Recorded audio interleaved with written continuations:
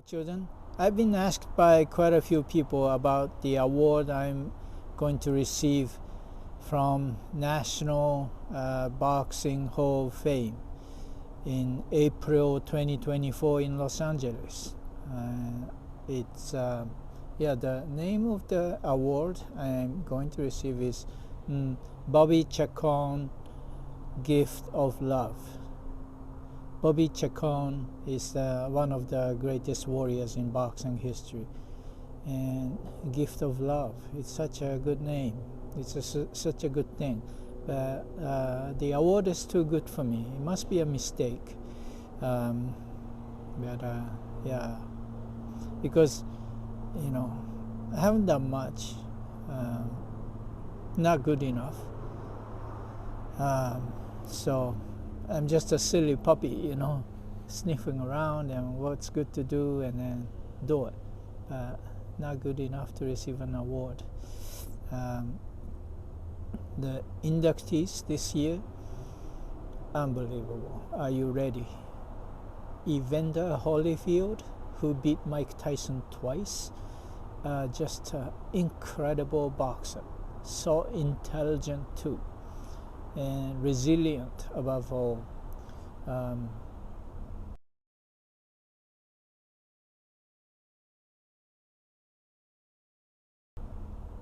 I interviewed him long ago, like, I don't know, 15 years ago, 17 years ago, for a international broadcast business magazine called TV Technology. I interviewed him. And I met him a couple of times. I went to see his fight in Las Vegas, just to see his fight, stayed in Vegas only 2 nights each time. And because I had to see him fight, because he's such an inspiring person. Yes. And what Evander Holyfield makes really a true champion is, people don't know about this. In 2013, he flew to Canada, Coquitlam, BC, to a little community because a girl, I think she was a high school girl, killed herself because of bullying. And Evander immediately flew to this little town and spoke to people. And the girl's mother was so happy he came, such a big man. He said something really important. He said he was also bullied when he was little, and teacher didn't save him. It tells you everything about lots of bullying. Didn't save him means not just accomplice. These guys are one of them. And bullying, and kids often kill themselves, especially in my home country. Many kids kill themselves. Why? Because there's no hope. When teachers and their own parents are not listening to them, helping them, saving their lives, there's no hope. So,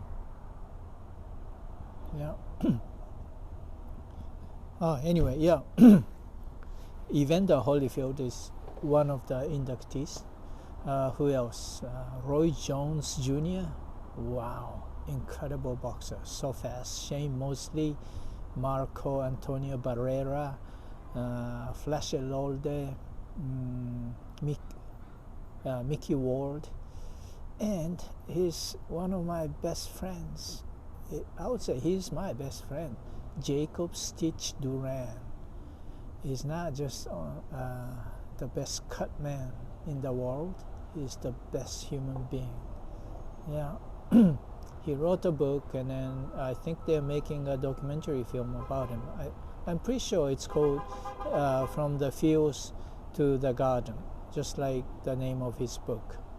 You should check that out. Stitch Duran, incredible person.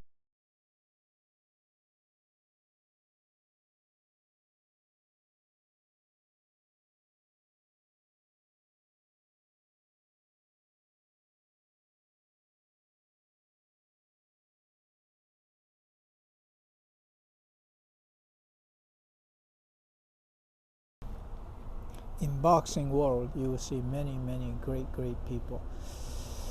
And oh yes, I was asked how I got involved in boxing. Long story short, I just make it short. I grew up in a little town in southern Japan where nothing moves, where nothing happens. And yeah, same old people circle around in the pool, swimming pool, that kind of place. After 30 years, 50 years, you go back there, nothing still changed, you know. Of course, new shops and such, but nothing really changed.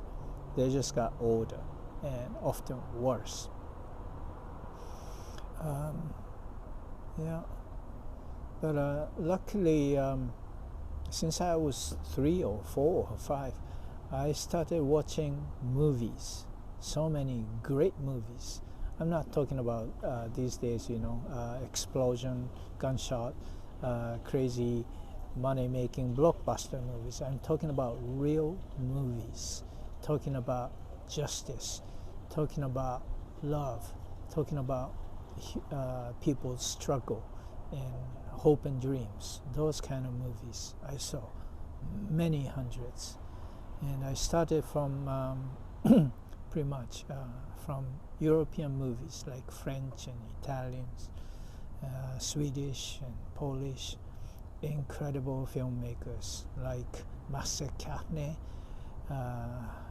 René Clément, Julien Duvivier, Jose Giovanni, Jacques Becker, and looking at Visconti, Fellini, Pietro Germi, Vittorio De Sica, all those masters of not just filmmakers, human beings. They showed me what life is about. Yeah. And then of course movies from Hollywood. John Ford is a great filmmaker, but the greatest above all is Charlie Chaplin. His character, always, no money, you know, no place to stay. He's got nothing except love. Yeah, he taught me everything just by walking down the street, just by smiling. You know, he's from silent movies. He didn't say a word, but he said everything. Such a genius. Yeah, John Ford and Sidney Lumet, who made 12 Angry Men. I saw it when I was 12 years old, and she showed me about the whole world. Sidney Pollack, Stanley Kramer, all these people showed me, proved to me that social justice is the #1 thing. Yeah, Stanley Kramer is a forgotten genius. You might know Stanley Kubrick. Stanley Kubrick made many, you know, masterpieces, many very well-known films. But here's one little movie, unknown, but this is, I would say that's the best movie he made. It's called Paths of Glory. It's got young Kirk Douglas. You should check that out.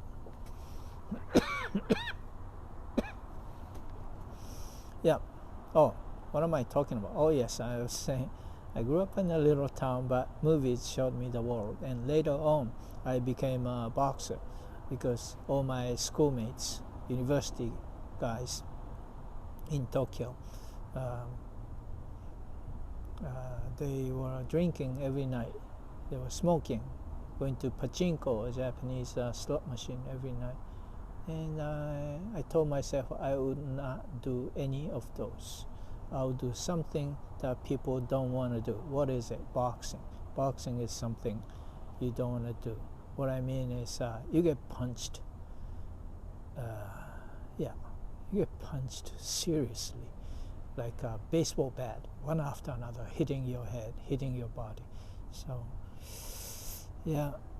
Why did I do that? Because I, I thought that was the only way to be like those filmmakers or the characters in those movies, who are alone, never understood, never loved, totally abandoned, but believe in themselves and believe in love. Yeah, so boxing was the perfect example, perfect thing to choose. I should wrap up. This is too long. Sorry.